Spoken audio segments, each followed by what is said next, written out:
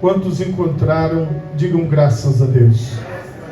Assim nos diz a palavra do Senhor: não me escolhestes vós a mim, mas eu vos escolhi a vós, e vos nomeei para que vades e deis fruto, e o vosso fruto permaneça, a fim de que tudo quanto em meu nome pedirdes ao Pai, Ele vos conceda. Amém? Por favor, levanta a tua mão direita o mais alto que você puder.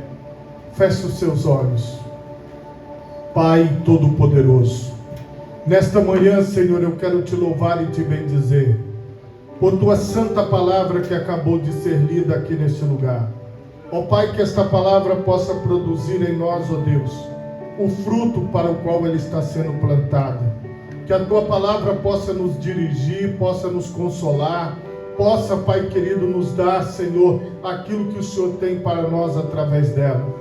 Que todos os ouvintes da tua palavra sejam alcançados e ministrados pelo teu Santo Espírito. Amém e graças a Deus. Podemos assentar, meus irmãos, em nome de Jesus. Meus irmãos, o tema da mensagem nesta manhã é: eu vos escolhi. Irmãos, o papel de ser escolhido é um papel que todo ser humano gosta. Quando nós praticamos esporte coletivo, sempre existe aquele momento onde os times vão ser formados. E quando uma pessoa é escolhida, essa música apareceu aqui, de onde? Ah, é você que está, você está tocando aí. Estava tocando aqui, sumiu, agora apareceu lá atrás, está saindo o som do mesmo jeito, está testando a distância do funcionamento, olha o mistério. Meus irmãos, quando alguém é escolhido, o que acontece? Esta pessoa, ela acaba gostando, ela fala, eu fui escolhido. Agora tem um outro problema, são aquelas pessoas que vão ficando para ser escolhidas por último. Às vezes aquelas pessoas, em algum momento elas falam, poxa, ninguém me quer no time, ninguém me quer junto, porque chamaram tantas pessoas e eu não fui escolhido, eu não fui chamado. O que aconteceu? Irmãos, quando nós olhamos para a humanidade como um todo, nós precisamos entender o seguinte: cada um de nós que estamos aqui, nós fomos escolhidos por Deus para cumprirmos uma missão para Ele, para cumprirmos um plano para Ele. Esta escolha, ela tem critérios que só Deus sabe. Esta escolha, ela tem objetivos que só Deus sabe. Uma coisa você precisa aprender e levar para o resto da sua vida: tudo começa em Deus. Então assim, nada começa em mim, nada começa em vocês, tudo começa em Deus. Quando você entende a soberania de Deus, você tranquiliza a sua alma. Quando você entende a soberania de Deus, você apenas aceita o desígnio de Deus e diz: Pai, eu quero cumprir da melhor maneira possível o teu plano para mim, o teu propósito para mim, o teu objetivo para mim. Quando você aceita a soberania de Deus, você descobre que em você não existe justiça, em você não existe correção, em você não existe o certo, mas o certo vem de Deus, a direção vem de Deus, a palavra vem de Deus. Isso é básico para quem quer viver bem, para quem quer ter uma vida saudável, uma vida boa. A partir do momento que você inverte este valor pétreo da palavra de Deus, você começa a achar que você decide. Você começa a achar que você escolhe, que você é que vai decidir as coisas. E aí vem o grande problema. Quando em algum momento eu acho que eu decido, quando em algum momento eu acho que eu tenho poder, quando dá errado, eu começo a sentir culpa e dizer: por que isso deu errado? Vamos dar um exemplo de um médico, quando ele faz de tudo para salvar um paciente, e aquele paciente vem a óbito. Ele fez tudo, ele fez a cirurgia, ele deu os remédios, ele cuidou, ele visitou, mas aquele paciente veio a óbito.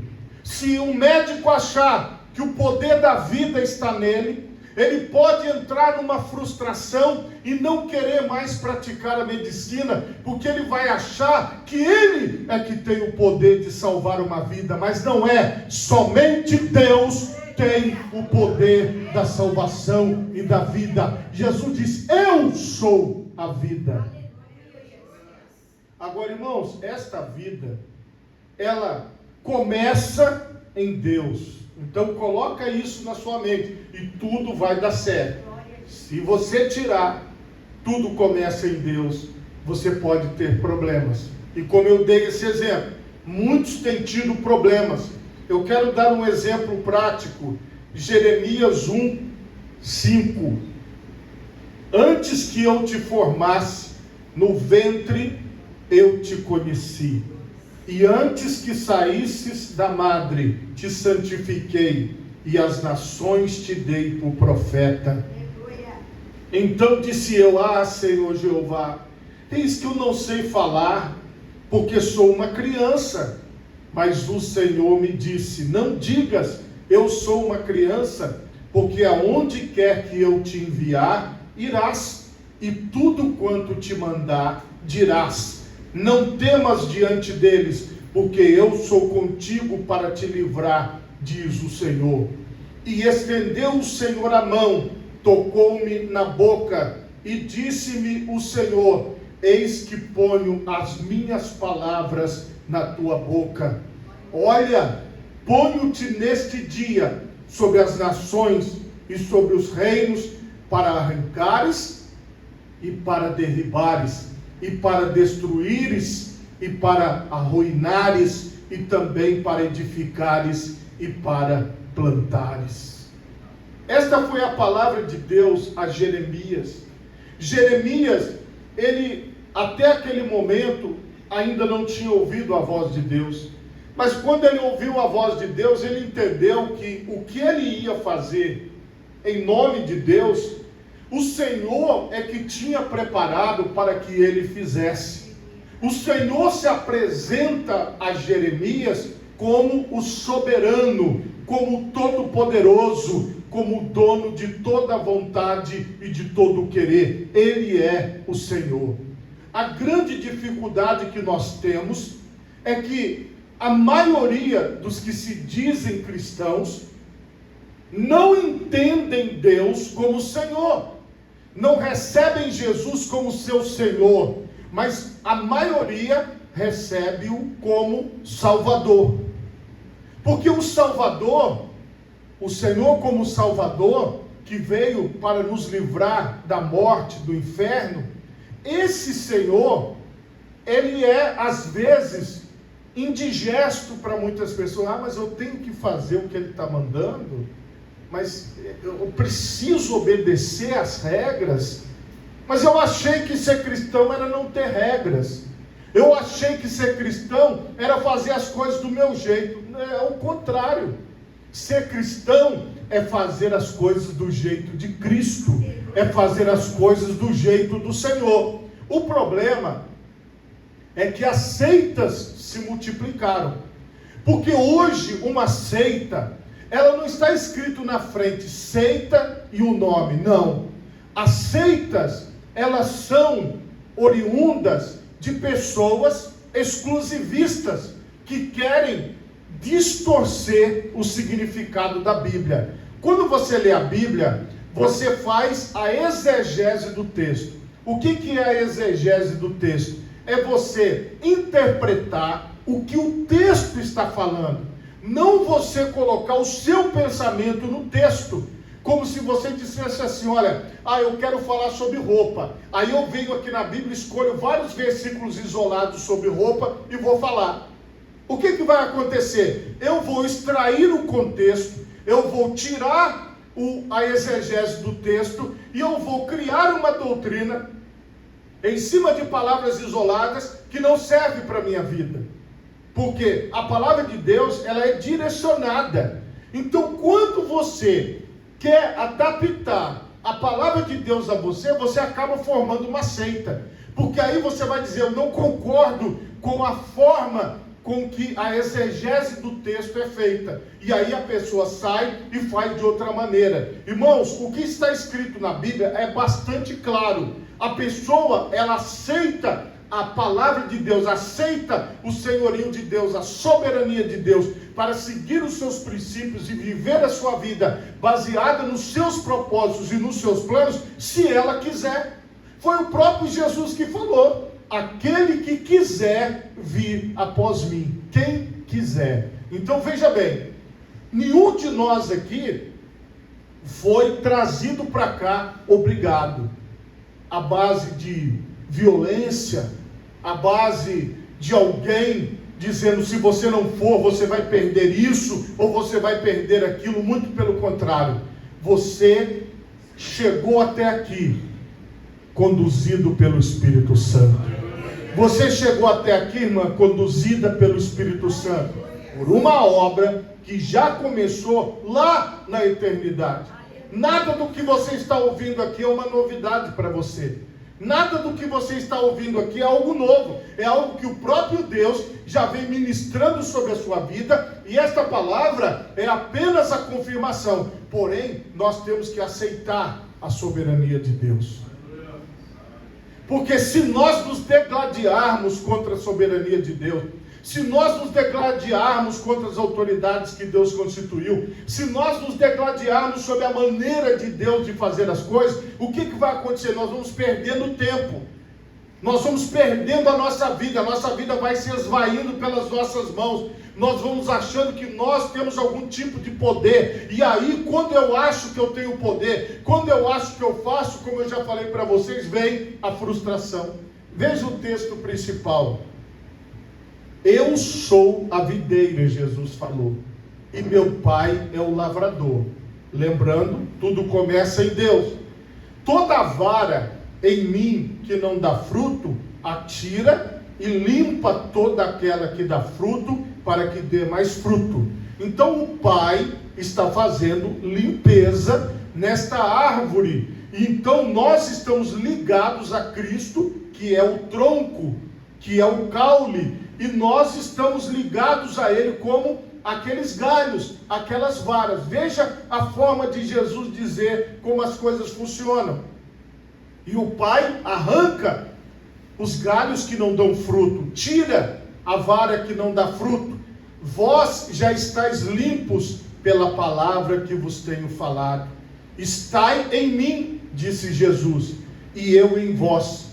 Como a vara de si mesma não pode dar fruto, se não estiver na videira, assim também vós, se não estiverdes em mim. Eu sou a videira, vós as varas. Quem está em mim e eu nele, este dá muito fruto, porque sem mim nada podeis fazer. Então, eu não posso comer sem Jesus. Eu não posso me vestir sem Jesus. Eu não posso andar sem Jesus. Eu não posso viver sem Jesus. Essa é a ideia. Toda a nossa força, todo o nosso potencial, tudo que nós temos vem de Jesus. Não vem dos outros galhos, vem de Jesus. Porque o galho sozinho, sem estar ligado no tronco, ele não tem força. Mas quando ele está ligado no tronco, a vida vem do tronco, a vida vem de Jesus. Então, você estando ligado em Jesus, você tem vida, você consegue viver de acordo com o propósito e os princípios de Deus. Aí, ele faz as suas promessas.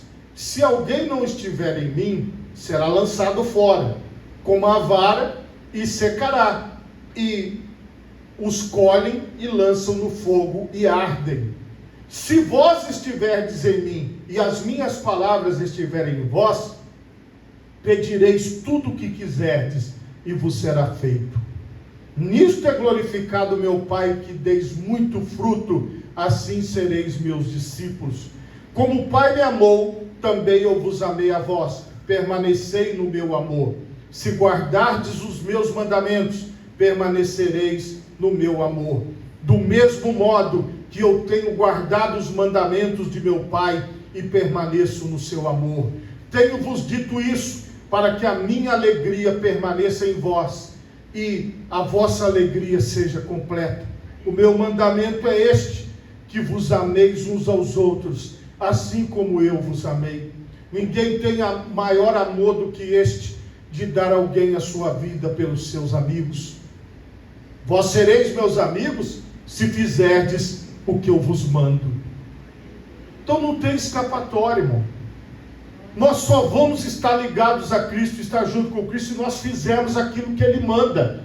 Lembra? Tudo começa em Deus, a soberania é de Deus, a vontade é de Deus. Nós é que nos enquadramos dentro deste querer e dentro deste propósito. Muitos seres humanos não querem isso para a vida deles. Então veja bem, eu poderia transformar este local, ou como existem muitos locais, em um local atrativo para as pessoas.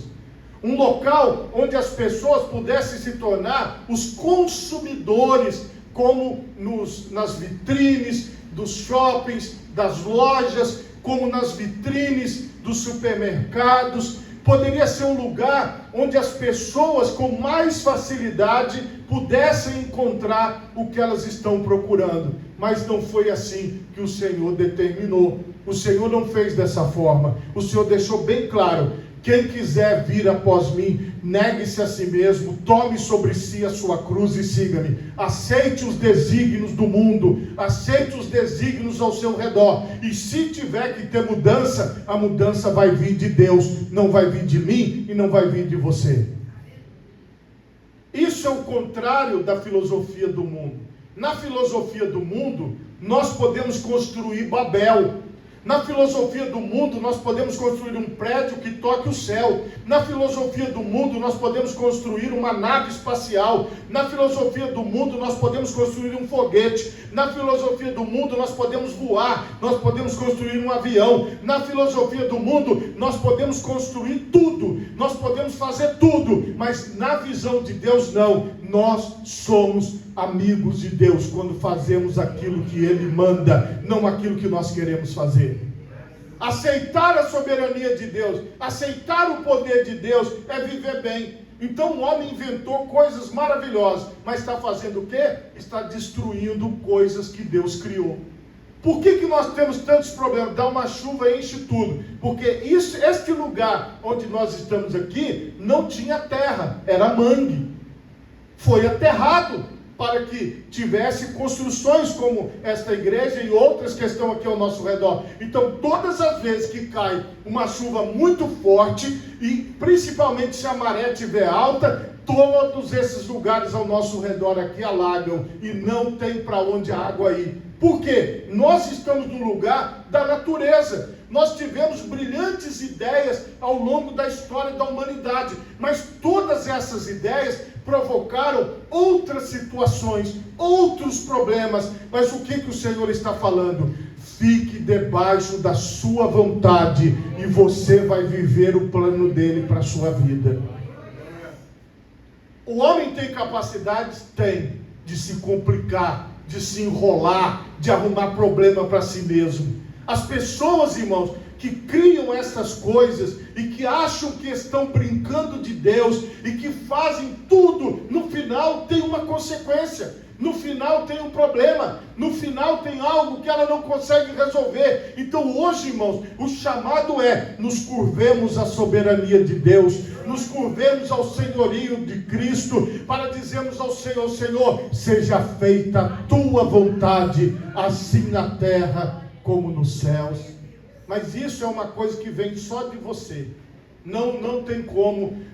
Os homens, na sua maioria, já negaram a soberania de Deus e já fazem só o que eles querem. E estão aí com esses problemas que vocês veem no dia a dia. Esta alegria de Deus, este poder de Deus, esta amizade de Deus, esta obediência a Deus, ela conclui dizendo assim: não me escolhestes vós a mim, mas eu vos escolhi a vós, e vos nomeei, para que vades e deis fruto, e o vosso fruto permaneça, a fim de que tudo quanto em meu nome pedirdes ao Pai, Ele vos conceda.